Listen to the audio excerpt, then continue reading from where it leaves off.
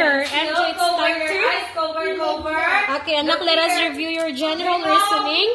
What will you do if it is raining? Very good. That's great. What will you do if your hair is too long? Okay. That's great. What will you do if your teeth are dirty? That's great. What will you do if you are feeling peas? Look at teacher. Jacob. That's nice. Signal 5. Okay. What will you do if you are thirsty? What's in there? Okay. Come on, we'll start. Cover your mouth. We're coming. Go. Anak, what's in there? Very good. What will you do if you are hungry? I'll just get my phone. 4.